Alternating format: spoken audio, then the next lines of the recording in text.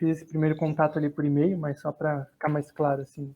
Claro. O meu nome é Kevin, eu sou estudante da sexta fase de jornalismo aqui da faculdade de ELUSC, né? É uma faculdade que fica aqui em Joinville, ela é privada. E nesse semestre a gente tem um jornal, né, que se chama Primeira Pauta, e aí é um jornal especial onde a gente define um tema geral, né? O que a gente vai abordar, qual que vai ser o tema, meio ambiente, direitos humanos. Deixa eu E só aí o fechar essa tema... janela aqui, peraí. Uhum. Só fechar essa janela aqui. Pode falar. E aí o tema que a gente decidiu, que a gente escolheu, né, para essa primeira pauta foi tecnologia. E aí o meu grupo são 3 pessoas, eu, o Pedro e a Maria. E aí a gente está falando sobre essa nova tendência que está se criando aí com as plataformas, né, como o OnlyFans, como tem várias outras, né? A gente está falando, trazendo essa parada da plataformização do corpo, né? Como o corpo está virando mercadoria, né? Então, o nosso foco nessa matéria é o OnlyFans, assim, né? Porque é a plataforma que as nossas fontes mais utilizam, assim, né? Mas que estão mais utilizando. Tem outras, mas não são tão relevantes quanto o OnlyFans agora, né? Que a gente pegou essa tendência, esse boom que veio com a pandemia, né? A gente até deu uma pesquisadinha no Google Trends, e aí você vê desde 2010 e tal, a linha disso, e aí é uma linha que vai reta, reta, reta, daí chega em 2020 os termos de pesquisa assim disparam. Né? Então é bem um pouco assustador assim.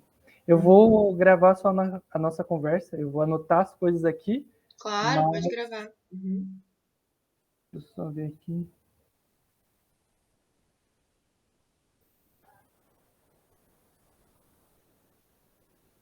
Não vai rolar, não sei o que deu aqui no e-mail, mas eu vou anotando tudo aqui. É Tá. para ser bem uma conversa, assim, sabe? Porque o que a gente quer fazer com o seu TCC, assim, né? A gente fez algumas pesquisas no Google Acadêmicos para ver o que tinha disso, e aí a gente encontrou o seu TCC e foi bem interessante. Eu dei uma breve lida, assim, tanto no resumo, dei algumas pinceladas, né? E aí, como é para um jornal, também não quero seguir uma linguagem muito acadêmica, né? Quero que as Sim. pessoas entendam mais a essência para que elas se interessem, e aí se tiver mais esse interesse profundo, elas busquem, né? Então a gente vai deixar Até para lá o seu deixar nome. acessível, né? Isso, exatamente. É mais para instigar mesmo, assim. Aí a gente quer Sim. fazer um box na matéria como se fosse um extra, assim, sabe? Um adicional, para falar que o mundo acadêmico também discute isso. Entendi. Então tá, Luísa. Que legal. Qual que é a tua idade? Eu tenho 22 anos. vinte vinte e e dois dois anos. anos. Deixa eu já me apresentar também, que Ah, daí eu claro. acho que a gente já consegue se entender melhor, né? Que bom que você fez a Sei. apresentação, porque é aquilo, né? Manda e-mail, mas não consegue bem dizer o que que tá É. fazendo, qual que é a proposta e tal.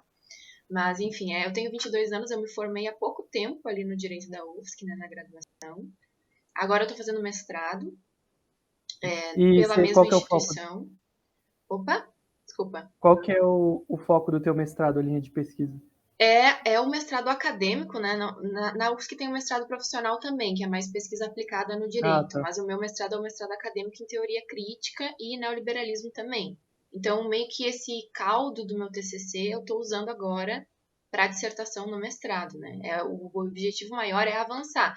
Tanto é que se tu for olhar assim no final do meu TCC, na conclusão, eu já aponto para um campo de pesquisa que se abre, né? A partir da Uhum. noção de sexualidade e neoliberalismo, conectar essas duas coisas que é assim, querendo ou não, uma coisa um pouco nova, assim, que não se vê muito essa costura nas ciências Uhum. sociais, né? No direito, porque é um campo que abarca também direitos humanos, o direito das mulheres, né? Então, você trouxe ali o negócio da mercadorização do corpo. Como que essas mulheres, como que o direito lida com isso, né? Será que o direito vai regular, isso não vai regular? É um mercado novo que está acontecendo agora, né? Como lida com casos em que mulheres têm imagens vazadas na internet? O direito tem uma resposta hoje em dia no Brasil de criminalizar grande parte dessa que é chamada pornografia de vingança, né? Mas isso acaba não resolvendo o problema de fundo, que é também o machismo, que é também essa falta de regulação das mídias, né? A falta de regulação das plataformas. Então, parece que é um problema assim que se estabeleceu na internet, cresceu ali, que nem você bem pontuou, a pandemia aflorou muito mais essa procura por sexo dentro das mídias digitais, né, no computador, no celular, enfim, e até a venda e o exercício do trabalho ali mesmo, né, do corpo, enfim, de materiais sexuais, e o direito não está dando uma resposta para isso. É uma Então, coisa mais punitivista, assim, né? Exatamente. Então, a minha grande preocupação nesse trabalho é tratar como o direito está tratando isso num âmbito que não era para ser tratado, né? Ou pelo menos, se for tratado, ele não vai solucionar o problema de base, né? A estrutura de base que está por trás. Então, você Uhum, criminalizar um comportamento não significa que ele vai acabar, por exemplo. uhum, Então, o importante é ter essa noção, assim. E sim. o que eu tentei costurar ali... Pode falar. Você Inclusive, falou. essa é a minha primeira pergunta, assim, né? Por que que você decidiu pesquisar esse tema? Aham, aham. Não, eu decidi pesquisar esse tema porque, assim, a sexualidade já era um tema que me instigou desde muito tempo, assim. Eu já tinha uma noção da crítica das feministas radicais à pornografia, que é uma crítica, assim, de que ali contém ideias de submissão das mulheres, de subordinação das mulheres, que podem impactar na visão delas na sociedade, pela sociedade, né? Então, uma mulher que é excessivamente sexualizada, essa objetificação em torno do corpo feminino pode reverberar no seu exercício livre de direitos. Então, por exemplo, a gente vê no Brasil um exemplo muito claro disso com a saída da Dilma, por exemplo. Né? Aquela campanha pelo impeachment, a campanha do sai fora querida, tchau querida, enfim, foi uma campanha bem misógina. Então isso foi tocado nesses pontos, né? Inclusive pela via das redes sociais, pela via do WhatsApp, né? Do Facebook, da internet e tal. Então, querendo ou não, a sexualidade e as ideias que objetificam a mulher, colocam esse lugar de puta, vagabunda ou de pouco valor, nanana, isso aí vai afetar até no próprio exercício livre de uma posição política dessas mulheres, da representação política dessas mulheres, seja institucional ou não. Porque o primeiro xingamento que se vê de uma mulher que tenta se posicionar na arena pública, sendo institucional ou não, sendo dentro de uma cadeira do parlamento ou não, vamos supor, sempre é essa primeira ideia de que, não, mas ela não é mãe, ou ela é mãe e está trabalhando ali, ou qual que é a sexualidade dela, né? Ou como é que ela exerce essa sexualidade? Esses são temas que são trazidos e que prejudicam, muitas vezes, esse exercício livre da Uhum, política pelas mulheres, da fala pelas mulheres, da expressão, da mobilização. Então, a minha ideia inicial foi pesquisar por aí. Na minha trajetória de pesquisa, é que eu sempre carreguei o tema do neoliberalismo como o meu foco de estudo, né? O meu estudo mais forte sempre foi neoliberalismo, suas camadas, a ética neoliberal, a economia neoliberal, as noções de Estado que o neoliberalismo carrega, de sociedade que o neoliberalismo carrega. Então, eu acabei conectando no final do meu curso esses dois temas por um acaso da minha cabeça, assim, né? De pensar que uhum, isso tem que ter a ver, né? Tem que ter a ver. E tem a ver por quê? Porque o neoliberalismo, ele é uma estrutura, ele é um modo de pensar, estar no mundo, uma força política que nega a regulação dos mercados ao máximo que ele pode. Então, isso que a gente vem observando aí no fenômeno do OnlyFans e também na altíssima concentração dos sites, né, de conteúdo sexual que existem na internet, o Pornhub, o RedTube, todos são assim, são indústrias gigantescas que pertencem ao mesmo grupo, a um grupo muito consolidado, muito concentrado e que faz muito dinheiro, mas é um grupo uhum. concentrado, não é algo democrático, né? Que se difunde entre diferentes países, diferentes produções culturais e blá blá blá. Não, é uma coisa muito padronizada e concentrada. O que o neoliberalismo fez desde seu início, desde da sua ascensão? Ele sempre negou que o Estado ou os Estados de maneira global devessem se ocupar de regular esse mercado, os mercados de uma maneira geral, né? E de, digamos assim, controlar a concentração. Né? O neoliberalismo nega que a concentração seja um problema para o mercado. O que nos teóricos liberais não era visto dessa maneira, né? Os teóricos liberais, pelo menos por meio da teoria, eles diziam que sim, o Estado tinha um papel de não deixar o mercado se concentrar demais, porque ele poderia afetar os direitos, poderia gerar Uhum. monopólios, poderia gerar oligopólios, poderia gerar grupos de poder prejudiciais. E o neoliberalismo ele nega isso. Então, qual que é a consequência disso na internet. A consequência disso na internet é essa concentração que hoje a gente vê desde as redes sociais, por exemplo, o Facebook hoje tem o Mark Zuckerberg, tem o Facebook, tem o WhatsApp, tem o Instagram, né? É só um exemplo, mas assim, são vários, né? São as chamadas Big Techs, por exemplo, que já tem uma concentração grande. E na área do mercado pornográfico, que é uma área específica, digamos assim, também existe essa concentração. Não foi feito nada contra essa concentração. O negócio é o Uhum. mercado livre. Essa é a ideia do neoliberalismo sempre, né? Então, tem essa dimensão econômica forte que eu tento pautar no trabalho como uma das causas para o mercado virtual pornográfico estar como ele é hoje, né? Ele poderia ser de outro jeito, mas ele é do jeito que ele é hoje, né? Uhum. Então Concentrado. você vê isso como um problema, a forma como ele se configura hoje, né? Claro, eu vejo isso como problema, até porque a produção vai ser muito enviesada, né? Quando se tem uma concentração, significa que os valores também são concentrados. Né? Quem controla o que está sendo difundido ali? Pouquíssimas pessoas e pouquíssimas empresas estão por trás disso. Mas é um grupo pequeno que tem um grande poder na hora de dizer como o sexo deve ser feito, na hora de mobilizar desejos nas pessoas, mobilizar fantasias nas pessoas. Isso de maneira global. Então, quer dizer, é um fenômeno novo, né? Não existia isso antes. Mesmo que o ser humano sempre usou e abusou da sexualidade em sentido de produção artística também. Né? Eu não nego isso no meu trabalho.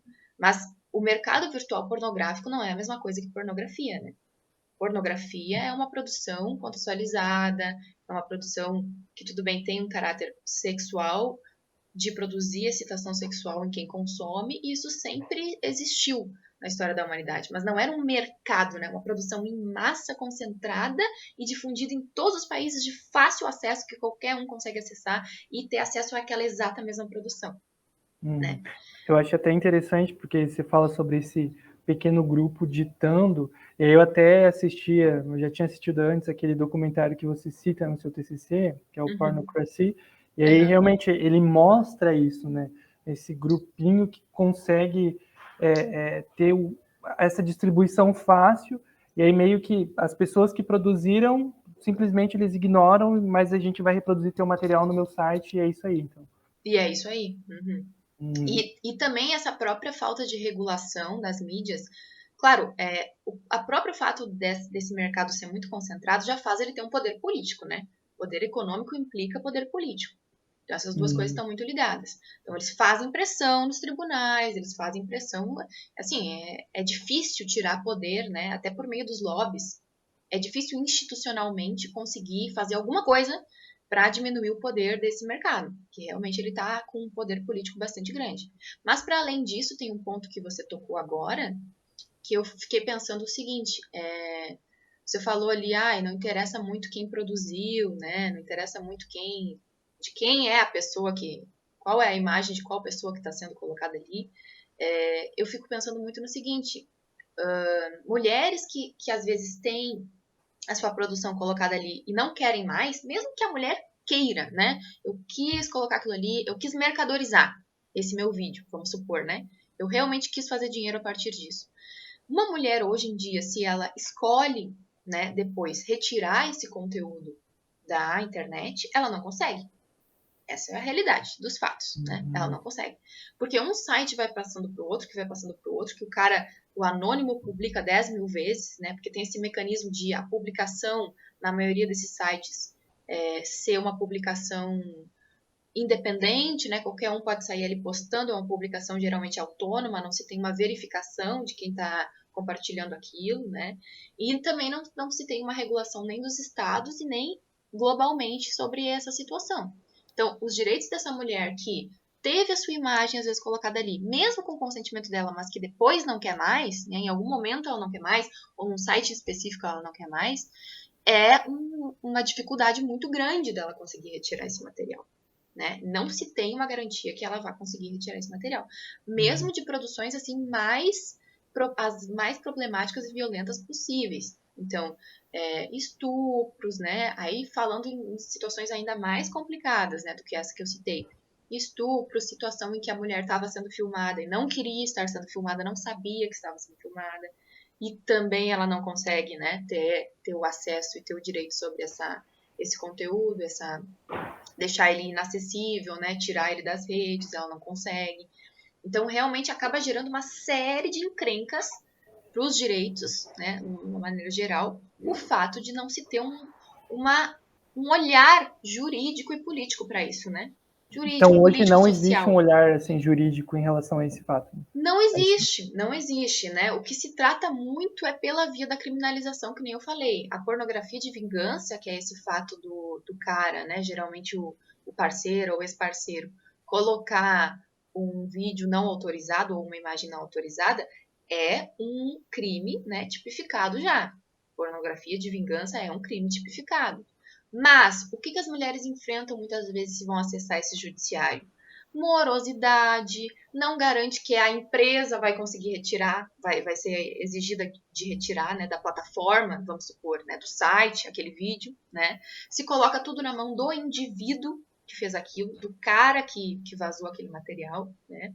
Muitas vezes, na esfera criminal, como tem ali o indúbio pro réu, em outras coisas, o cara às vezes alega uma tese mirabolante e consegue às vezes escapar, principalmente se for um homem branco, né? Às vezes ele escapa porque tem um bom advogado, a mulher às vezes não tem a mesma condição que o cara, enfim, são inúmeros fatores que dificultam de se conseguir retirar esse material e, digamos assim, preservar a imagem dessa mulher, né? Porque o grande problema é o estigma.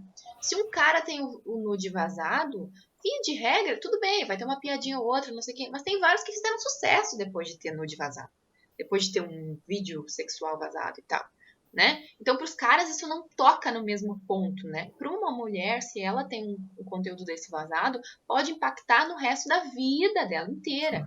Da vida de trabalho, da vida familiar, do convívio com as pessoas, na cidade que ela tá, nas instituições que ela ocupa, né? Em qualquer discurso aquilo vai vir à tona de novo, mesmo se ela tiver conseguido superar aquilo, pode ser que depois venha à tona, né? Aquilo como um estigma mesmo. Então, pode falar. Inclusive, a gente até entrevistou uma pessoa que assina, né, a plataforma, ela não assina a OnlyFans, mas ela assina um outro tipo de plataforma. Mas ela até trouxe essa problemática, assim, né? Ela mostrou pra gente uma pessoa que ela acompanhava no OnlyFans, era uma mulher, e aí a mulher, ela saiu da plataforma justamente por isso, assim, porque tinham pessoas que pegavam o conteúdo dela e reproduziam gratuitamente em outros lugares, assim. E aí vem justamente isso que tu traz, assim, né? De, quem que vai controlar isso, né? E aí a responsabilidade também é do indivíduo que está produzindo, ele que tem que controlar isso. A empresa não tem que garantir uma segurança ali para ele estar fazendo essa exposição? Exatamente. Isso toca até em outro ponto que o neoliberalismo é bem responsabilizável, digamos, né? Porque no momento que se tem uma sociedade que é entendida como o indivíduo é entendido como uma empresa de si mesmo, né? O Gary Becker, né? O Gary Becker é um economista bastante famoso, que escreveu Capital Humano, né? Ele que cunhou esse termo, assim, capital humano e tal. E qual que é a ideia dele? Ele coloca por uma visão microeconômica, né, da microeconomia, de que o indivíduo ele é a empresa de si mesmo. Então, como é que a gente funciona para ele dessa maneira, né? A gente investe em si para ter um ganho no futuro, para ter um rendimento no futuro. Essa ideia, ela está no cerne da ética neoliberal, né? No pensamento coletivo neoliberal. Então, quando se tem esse tipo de demanda que você falou aí, de uma responsabilização da empresa, isso é rapidamente negado pela ética neoliberal porque é atribuído ao indivíduo essa noção de empresa. Não você é sua própria empresa. Não é tu que está vendendo o teu nude. Não é tu que está vendendo seu material sexual. Então você é responsável por controlar esse material, né? Por garantir o seu rendimento, por investir em si mesmo e ter esse retorno, independente dos meios. Né? A empresa em si, eu digo instituição empresa, né? Não o indivíduo. A instituição empresa, ela não é responsabilizada, ela não é chamada a ser responsabilizada no neoliberalismo. Quem é chamado a ser responsabilizado é sempre o indivíduo em si. Isso a gente vê pela plataformização no geral, né? Vocês vão tocar nesse ponto. Mas assim, a gente vê isso no Uber, a gente vê isso no iFood, no break dos apps, que está tendo agora uma mobilização nesse sentido, né? Então, isso é algo que ele toca no mercado de trabalho como um todo. Mas no mercado de trabalho sexual, isso pode ser ainda mais grave por causa desses efeitos que eu falei sobre a imagem da mulher, né? Sobre a representação dela na sociedade, que são coisas que deveriam ter a sua garantia sob outras maneiras, né? Pelo Estado, às vezes pela própria empresa, que nem você tocou nesse ponto, né? Não deixar a imagem ir para outros meios, se ela está vendendo ali, né? Se ela está se utilizando da OnlyFans para vender seu trabalho ali, que deveria ser resguardado, né? Isso eu até queria te perguntar, por que que esse mercado, essa precarização, essa plataformização do corpo afeta muito mais as mulheres? Porque, bom, em primeiro lugar, se tem uma questão bastante importante no neoliberalismo, que é a retirada do Estado das esferas de cuidado, né? O Estado neoliberal, ele se retira cada vez mais da esfera da proteção social, da previdência social, do cuidado no geral, né? Do cuidado no geral. E quem vai ser a primeira pessoa a ser mobilizada para tomar a frente quando o Estado sai disso, né? As mulheres. Então, assim, você vê na pandemia, por exemplo, a quantidade de mulheres que deixou o emprego é uma coisa recorde, né? Por quê? Porque a pandemia gerou o quê? Não tem mais escola, não tem mais creche. Quem é que vai cuidar das crianças? A mulher, Uhum. né? Quem recebe menos no trabalho produtivo, justamente por já ser responsabilizada socialmente para ir para esse lugar de cuidar da mulher, né? Então, em primeiro lugar, já tem digamos, intrínseco ao neoliberalismo por essa redução na parte social, na parte dos direitos sociais, na parte do cuidado do Estado, já existe intrínseco ao neoliberalismo essa afetação, né, dos direitos das mulheres enquanto público, né, enquanto esfera pública, enquanto trabalho. Então a gente já sai atrás, né? Na realidade a gente já sai atrás. E um outro impacto ainda importante com relação a isso é que, via de regra, quem vai acabar tendo que ceder, aspas, né, a vender seu próprio corpo é a mulher. Por quê? Numa sociedade patriarcal, o corpo da mulher é visto como um objeto, como uma mercadoria, como algo muito mais mercadorizável e vendível do que o corpo do homem. Isso parte da própria sexualização, do próprio jeito que a gente entende a sexualidade, né? Então, a gente vê a sexualidade do homem como o que ele faz, o jeito que ele fala, geralmente é associado a isso, até na nossa própria construção subjetiva, psicológica subjetiva, né? E, por outro lado, uma mulher é sexualizada quando? Quando ela está numa posição X, quando ela está já sem roupa. Então, é muito mais focado no corpo, por uma questão histórica mesmo, né? Por uma questão histórica. O feminismo, ele tem essa pauta de mostrar no seguinte, não de, eu acredito, né, que eu tento mostrar isso também com o trabalho, não de negar a sexualidade da mulher. Se a mulher quiser se sexualizar, ela vai se sexualizar, assim como todo ser humano, quando tiver num contexto sexual que desejar estar num contexto sexual, vai estar num contexto sexual.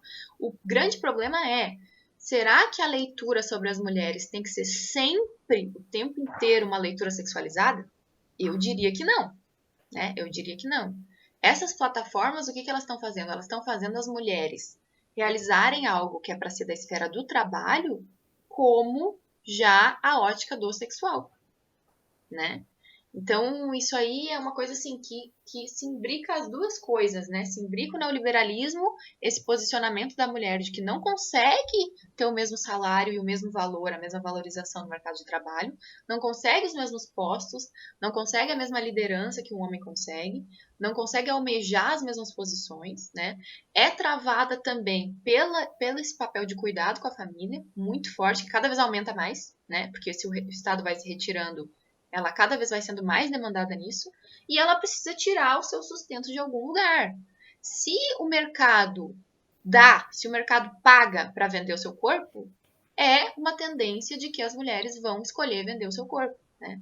Não se trata de dizer assim que não existem mulheres que escolham isso. Não, existem mulheres que escolhem, sim, vender o seu corpo. A questão do feminismo é mostrar em que condições se está fazendo essa escolha. Por que essa escolha é tão mais feita? Existe uma razão, né? Por que essa escolha é tão mais feita por mulheres do que homens? Né? Uhum. E o próprio contexto da pandemia ajuda a mostrar isso também. Existem mulheres que são assim, mães de família, sustentam a família inteira, com base em trabalho sexual, com base em OnlyFans, por exemplo. Né? Isso não pode ser negado de que isso é um meio de sustento. Então, uma proibição irrestrita também não vai solucionar o problema. Né? Mas eu acho assim, a gente tem que debater esse tema do trabalho sexual na esfera pública, e não na esfera do culpabilizar a mulher que faz isso, né? Moralizar Moralizar o debate também é uma leitura conservadora da questão, né? Dizer, ela não deveria estar fazendo isso. Tá, mas olha o contexto todo que está fazendo ela tomar essa decisão. Então tem que se ter esse cuidado de não moralizar o debate também. Mas, ao mesmo tempo, garantir que isso seja pautado como um problema de direitos, né? Não é um problema somente individual, individualista, de moralidade ou de, né, dizer que ela não pode fazer esse trabalho sexual de nenhum jeito, né, interditar esse trabalho, mas é trazer isso realmente para a pauta pública. Né? E o neoliberalismo, na sua própria associação aos conservadores, né, é uma associação muito fácil de ser feita também, ela, ela, essa força política do neoliberalismo interdita o debate sobre a sexualidade, né? Fala que não, que isso é uma coisa individual, vai exercer a sua liberdade no campo individual, ou no máximo os pais que devem controlar isso, se os filhos estão acessando ou não.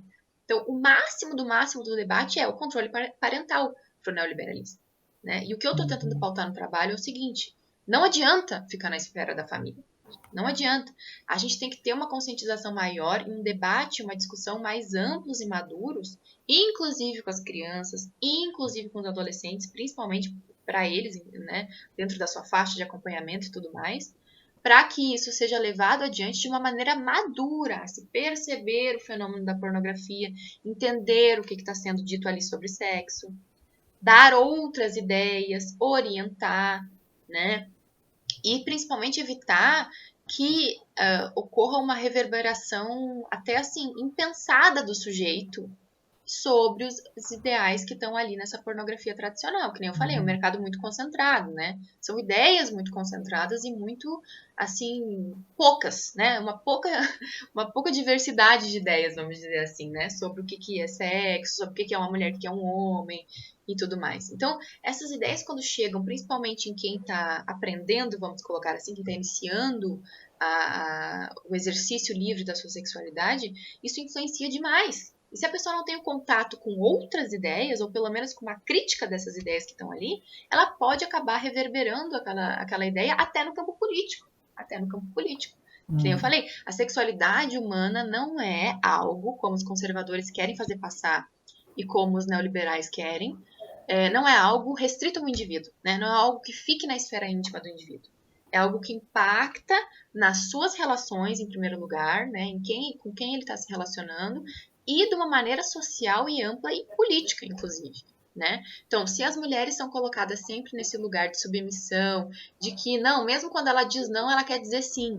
A pornografia passa muito isso, né? Mesmo quando ela diz não, na verdade ela quer dizer sim, ela gosta depois, mesmo ela falando não. Qual que é o impacto disso amplamente? O impacto disso é que uma mulher, no seu exercício público, ali na rua, vai estar dizendo não e vai ser interpretada como sim, né? Ou vai se ter uma naturalização de certas práticas violentas, né? Mulheres negras, por exemplo, que às vezes são animalizadas nos vídeos, né? Tratadas como animais mesmo, de maneira muito mais violenta até do que com mulheres brancas. Como é que isso vai impactar no exercício dessas mulheres da cidadania? Vai impactar, elas vão ser mais discriminadas, elas vão ser animalizadas, elas não vão ter as suas ideias respeitadas. Então, é uma linha muito tênue entre o que é uma liberdade de expressão para o fetiche e para a fantasia, que sempre vai estar envolvido na sexualidade, e o que é uma reverberação de ideais racistas, misóginos, que afetam o nosso status, a nossa representação social enquanto mulheres, né? Não é algo Tem simples. uma das nossas entrevistadas, né, que é a fonte principal, assim, a gente conduz muito da reportagem na história dela. Ela é da nossa cidade, ela era, e hoje ela mora em São Paulo, né? E aí, ela conta pra gente que ela foi pra plataforma justamente porque, não por uma questão de necessidade, mas de escolha, né? Porque ela viu que ela poderia ganhar muito mais do que ela estava ganhando no emprego atual. E aí, até interessante que a gente entrevistou uma psicóloga e ela falou que esse fenômeno das redes, do próprio Instagram, ele faz essa ponte, assim, sabe? Porque ela começou vendendo coisa no Melhores Amigos, e aí depois ela já se viu, assim, no OnlyFans. E aí minha próxima pergunta tem justamente a ver com isso. Para ela, na visão dela, ela se sente dona do próprio negócio, usando essas plataformas, algo que tu já tinha comentado ali anteriormente. Uhum. Por que essa ideia de liberdade, de empreendedorismo, em relação a essas plataformas, adentram tanto no imaginário das pessoas, do indivíduo? Eu acho que a gente já vive numa sociedade que já incorporou essa ideia de que o meu negócio é eu ser meu chefe, entendeu? Então, assim, toda aquela ideia de proteção do trabalho, ela tem sido há décadas, desde mais ou menos a década de 80 ali, globalmente ela vem sendo derrubada, com muita propaganda e muita ideologia no meio.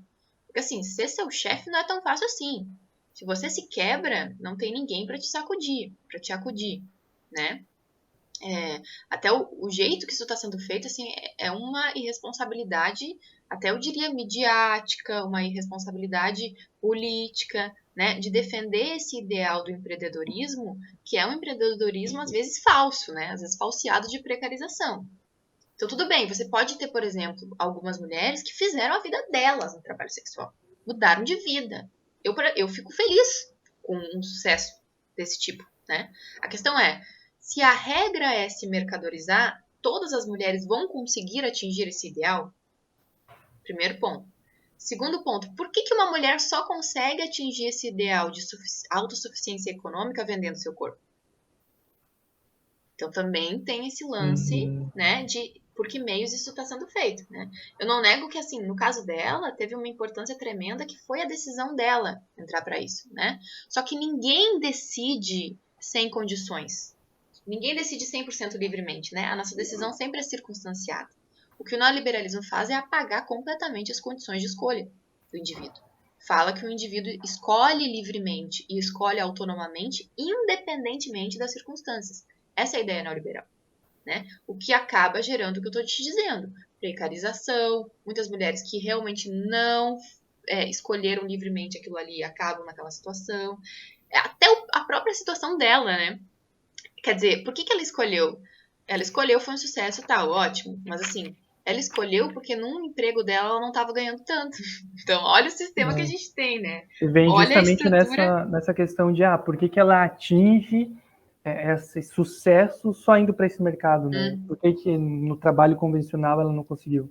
Eu acho que é um Exatamente. questionamento super interessante, assim, a colocar. Exatamente. Então, existe uma estrutura patriarcal aí muito forte, né? E o neoliberalismo ele faz isso também, ele nega as estruturas sociais. Então, os três poderes que a gente chama, os três poderes sociais, que seria raça, classe e gênero, o neoliberalismo finge que não existe, porque para ele todos estamos exercendo a nossa liberdade em qualquer escolha que a gente faça, né? E isso é falso. Isso precisa ser dito que isso é falso, né? As pessoas escolhem, sim, as pessoas escolhem, mas elas escolhem em circunstâncias, né? Nem tudo é um exercício livre e restrito de liberdade. A gente precisa olhar para as estruturas sociais até para conseguir exercer a nossa liberdade, de fato, né? Pautar mais liberdade, mobilizar mais liberdade, né? Para que realmente seja uma escolha o mais livre possível, lembrando que sempre terão circunstâncias, né? Sempre terão circunstâncias.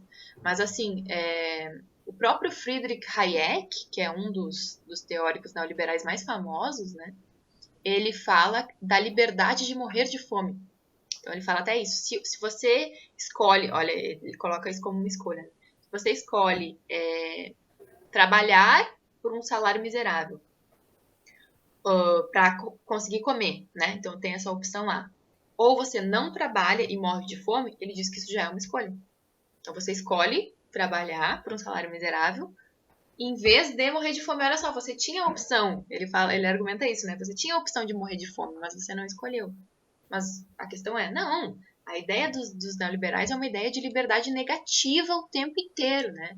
É o tempo inteiro uma liberdade negativa muito abstrata e muito restrita, né? Sem analisar nada, sem analisar as condições materiais. E isso aí é uma cilada. Isso é uma cilada para todos os movimentos sociais e políticos, inclusive para o feminismo, de querer analisar isso como uma regra, né? Fulana fez sucesso, então dane-se. Dane-se toda a discussão sobre isso, porque a fulana conseguiu, a fulana fez a vida dela e tal. Mas que nem eu falei, tem que ser analisado essas estruturas, né? E até que ponto todo mundo conseguiria esse sucesso, né? Então, a gente vê que existem regras e existem exceções, né? As exceções às vezes servem mais para comprovar a regra do que o contrário. E como que o debate público e a educação sexual, elas mudam, podem mudar esse cenário, assim, de precarização, de entendimento do corpo da mulher? Eu acho que, assim, sobre a pornografia em específico, né? E a questão da mercantilização do corpo e tal. Eu acredito assim, hoje, no Brasil de hoje, o que se tem é um ataque à discussão sobre gênero e sexualidade em qualquer lugar, especialmente nas escolas. Então, se você for ver nos últimos anos, várias assembleias legislativas dos estados retiraram o termo gênero dos currículos estaduais, né? Teve uma briga até no Congresso Nacional sobre isso. Os próprios professores estão se sentindo acuados de abordar esse tema, né? De trazer gênero para dizer assim, olha, gente, gênero é uma construção social, não é algo biológico, né? Assim, já se tem esse cenário por causa desse forte neoconservadorismo mesmo brasileiro, né? De assim, silenciar sobre isso, não se deve falar sobre isso, para manter a divisão, para manter o poder social separado, né? A desigualdade entre gêneros, ela é quase que uma bandeira hoje do Brasil. Então já começa por aí, assim, nos direitos de uma maneira geral. Sobre a pornografia, é pior ainda. Porque quando se debate educação sexual hoje na escola, se ela consegue fazer esse debate, a gente consegue travar esse debate, é um debate assim que vai falar sobre o corpo humano, sobre reprodução, sobre contraceptivos, muitas vezes, que é importante, é fundamental que se continue debatendo isso, mas não se traz sobre um exercício autônomo dessa sexualidade do indivíduo, né? Então, assim, a pornografia não é trazida, ela não é abordada, né? Por mais que muitas vezes os alunos eles já estão acessando a pornografia há muito tempo, no celular deles mesmos, né? E aí vai lá o professor falar sobre a reprodução, né, termos técnicos, ou trazer sobre a contracepção, mas não vai trazer sobre o ideal de uma sexualidade, né? Até o Freud tem um texto sobre isso, que ele fala na época dele, lá em Viena, como seria importante para as próprias crianças terem, de acordo com os estágios, obviamente, de vida delas, né, o contato com a sexualidade humana como prazeres no geral, né, o uso dos prazeres, até se chegar aos poucos e introduzindo esse assunto sexo, porque o assunto sexo ele é interdito na nossa sociedade, né, principalmente com jovens e crianças, ele é um assunto que não se toca. E qual que é a consequência disso? A consequência é que alguém vai falar. Quem que está falando hoje? Minha grande pergunta é essa. Quem que está falando hoje? Quem que está educando hoje sobre sexo? A família, raramente, porque fala pouco. Né? Quem fala, fala pouco. Há raras exceções. O Estado não cumpre com a totalidade do assunto, da complexidade do assunto, trazendo essa questão social muito forte, né, dos papéis sociais, do desejo em si, do prazer em si. Isso não é tratado em sala de aula, né, de nenhuma maneira.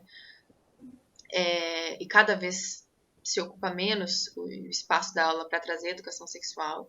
Então, assim, também não se fala, né? E onde é que o jovem está ouvindo sobre educação sexual? Muitas vezes na igreja, por exemplo, né, de uma maneira assim também muito culpabilizadora também, às vezes restringindo esse exercício livre da sexualidade, culpabilizando o exercício livre da sexualidade e também normatizando em caixinhas o que pode ser feito e o que não, como uma lei, um dogma que vai pairar sobre o indivíduo e gerar a vida dele, né? Em vez dele se descobrir, ele segue aquela cartilha, né? Aquela cartilha da religião, assim. Então tem esse lado, que tem sido falado mais por aí, sobre sexo, e pelos meios digitais. E pelos meios digitais é aquilo ali, qualquer um acessa qualquer lugar, né? É super acessível, todo mundo conhece esses sites, todo mundo acessa esses sites, não é difícil, não se tem uma proibição de crianças ou de adolescentes, ou qualquer coisa efetiva nesse sentido, não se tem. Então, o que acontece? A criança e o adolescente estão constantemente assistindo a isso, ou quando buscam, pelo menos, acham isso facilmente. Quem é que vai fazer o contraponto? Quem é que vai dizer, olha, se uma mulher fala não, realmente é não? Quem tá fazendo isso? Né? Quem tá fazendo isso? Quem tá trazendo, assim, ó, o debate mais amplo sobre o que é homossexualidade, né? Não é só penetração, não é só genitalização, que isso é uma coisa que a pornografia traz muito, né? Genitaliza as mulheres, genitaliza o sexo. Então, assim, não se tem nada para uma conscientização ética sobre isso, assim, né? Tipo assim, olha, é no seu exercício com o outro, é na sua relação com o outro que a sexualidade vai acontecer, né? Não, o que se tem é uma redução daquilo ao discurso pornográfico. Por isso que a minha hipótese de trabalho era a seguinte, que a sexualidade ela foi reconfigurada pelo neoliberalismo, já que ele ajudou a produzir essa pornografia, né? E a pornografia, o mercado virtual pornográfico, se tornou a principal instituição a falar sobre sexo. Por isso que reconfigurou a sexualidade, né? Antes não era assim. Antes não era assim. Poderia até ter ideais machistas, né, misóginos em revistas, alguma coisa mais indireta. Isso sempre existiu, né? Nas últimas décadas, assim, existia esse tipo de material. Mas não da maneira como é hoje. Da maneira massiva, da maneira generalizada, acessível a todos, né? Então, o que aconteceu? A instituição, enquanto instituição social, eu falo, né?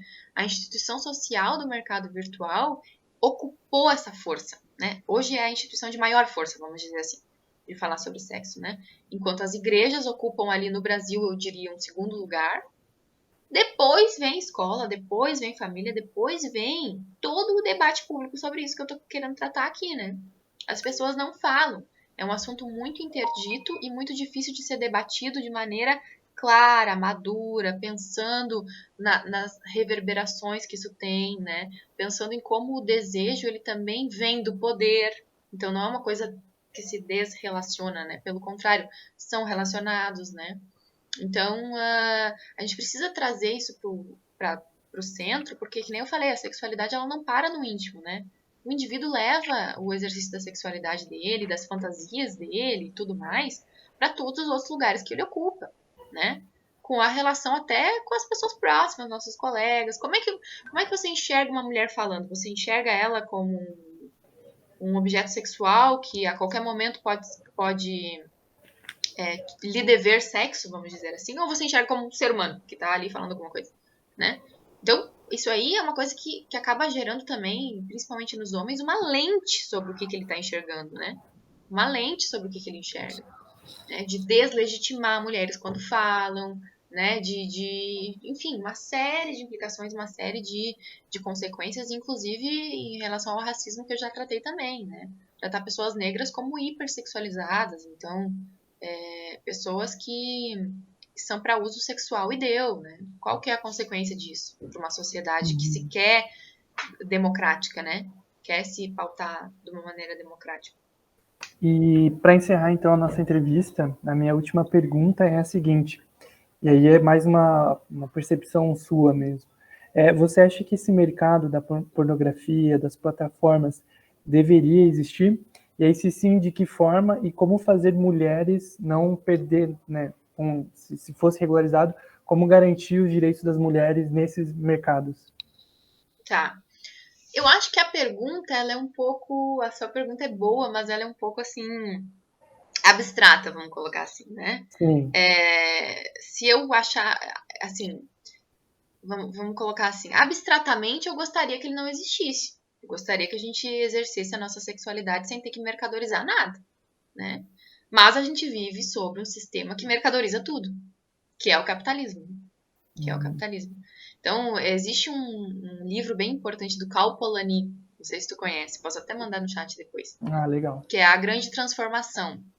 Ele analisa como que as sociedades elas mudaram completamente o seu funcionamento a partir da instituição da economia de mercado. A partir de três coisas que aconteceu, né? Antes da economia de mercado e depois dela. O que a economia de mercado fez? Separou sociedade e economia. Transformou em mercadoria terra. A terra se tornou uma mercadoria, não era, né? Então, tudo isso que a gente está falando hoje sobre ecologia, nananã, passa por isso, né? Em algum momento histórico, tudo que é natural, tudo que é natureza, tudo que é terra foi transformado em mercadoria. Então, a primeira coisa que seria uma mercadoria fictícia para ele é essa transformação da terra em uma mercadoria, algo vendível, né? A outra mercadoria, dinheiro. Dinheiro também não era uma mercadoria, era uma ferramenta de troca, né? Um meio de troca entre as pessoas. Hoje é mercadorizável, tanto é que a gente tem até bolsa de valores, financiariza o dinheiro e tal. E a Pobre terceira. comprando dólar. Exato. E a terceira mercadoria é a força de trabalho. né? A gente transformou o trabalho em força de trabalho. Então, o trabalho antes, que era algo exercido socialmente, né? Exercido de uma maneira assim que todos participavam e não eram alienados desse exercício do trabalho, se tornou algo que o indivíduo vende o seu tempo em troca de um salário. Ele vende o tempo dele em troca do salário. Então, o trabalho também se mercadorizou. Então, eu transformo uma sociedade que antes produzia materialmente a vida de maneira social em uma sociedade que terra, trabalho e dinheiro são mercadorias também, são mercadorizáveis também.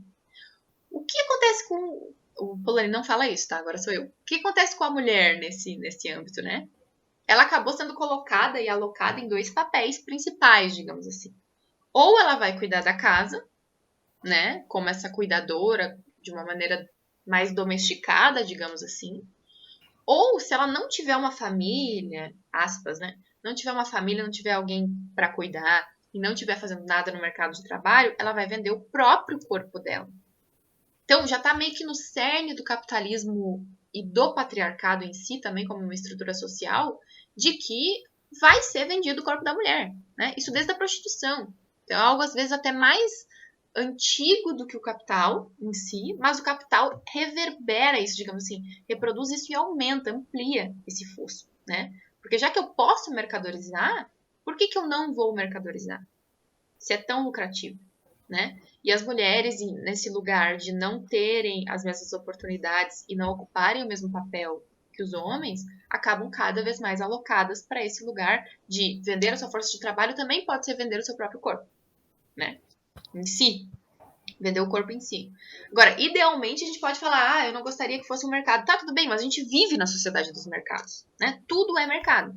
No momento que o corpo da mulher foi colocado nesse lugar de mercado, não se acabou o patriarcado e não se acabou o capitalismo, vai continuar existindo esse mercado, isso é fato. Como lidar com ele, então? Né? Na condição que a gente tem hoje, assim, a condição que a gente tem hoje. Como lidar com ele? Eu acho que regular seria um bom ponto. Seria um bom ponto. Tá? Mas aí teria que haver assim um esforço muito grande do próprio movimento feminista em pautar isso de uma maneira responsável, que as trabalhadoras sexuais fossem chamadas a falar, a compor o debate, entendeu? Algo que fosse também costurado numa agenda mais ampla, numa agenda internacional, porque não adianta um Estado só ter leis muito rígidas sobre isso, enquanto os outros não vão ter, né? E tem em conta que isso só se dá no conflito social. Qualquer agenda rumo a direitos nesse campo do mercado sexual só se dá no conflito social, só se dá com muita luta e muito embate.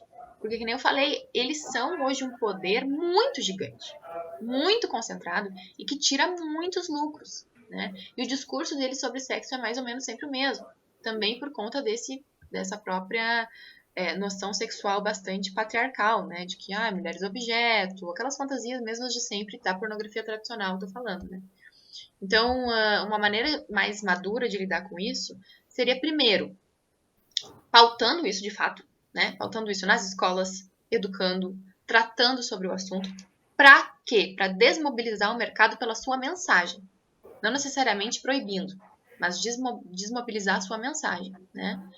E também teria que se ter assim instrumentos mais efetivos, se pensar nessa consolidação de instrumentos mais efetivos para as mulheres afetadas com essa indústria, pela indústria, na indústria, ou com algum envolvimento, algum vídeo vazado ou não, ou uma situação de violência ali, que elas possam ter onde recorrer. Hoje elas não têm onde recorrer, né? Ou tem, mas tem muitos obstáculos para recorrer, né? Seja no caso de uma invasão de privacidade, de um vídeo vazado, de uma imagem vazada, qualquer coisa assim, seja no caso dela ser mesmo uma trabalhadora sexual que às vezes não consegue exercer seu trabalho, a plataforma pega e boicota um vídeo dela, né? Ou vaza e não faz nada para fiscalizar isso, ou pode acontecer inúmeras situações até trabalhistas, assim, né? Ou vai realizar o vídeo, daí era para fazer uma coisa, mas não tem um controle sobre isso. É exigido outra coisa, ela foi violentada.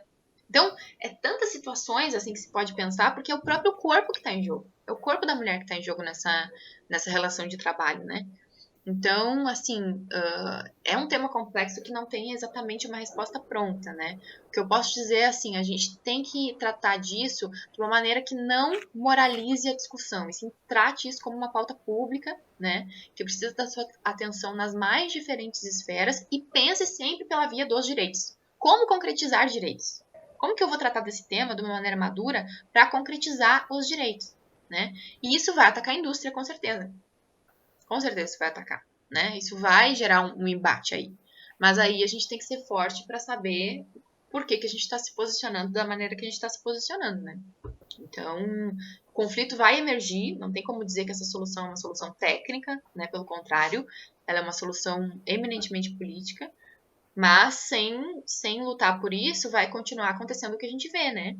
Então, pessoas com ideais formados na pornografia podem até fazer um atentado contra as mulheres. A gente tem o fenômeno dos incels, por exemplo, que são homens.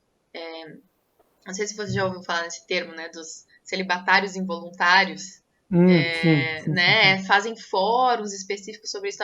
Geralmente são homens que assim nunca tiveram uma relação sexual ou tiveram poucas e bebem da pornografia para descobrir o que é uma mulher. Não, peraí, mas você não tá vendo. Aí até o cara entender que ele não tá vendo uma mulher real, né? Que não são mulheres reais, que pensam daquele jeito que a pornografia tá dizendo que elas pensam, né? Que vê o sexo da maneira que eles estão vendo. Então, assim, eu diria que os incels, eles são um sintoma, digamos, um laboratório disso aí, né? Do que a pornografia pode ser capaz de produzir. Eles são um laboratório, porque, como eles têm pouco contato com mulheres reais, eles se influenciam demais pelas ideias que estão ali. E o resultado, via de regra, é violência contra as mulheres, é discurso misógino, é dizer que mulher não presta, que mulher é interesseira, né? E tudo isso tá no cenário da pornografia, tá por trás das imagens, tá nas cenas, tá dito de alguma maneira. No momento que a gente não enfrenta esse discurso que tá posto, escolhe não falar, a gente já tá adotando o discurso, né? Porque a neutralidade, ela nunca existe, né? Então você já tá se posicionando a favor dos ideais que estão colocados naquela indústria ali.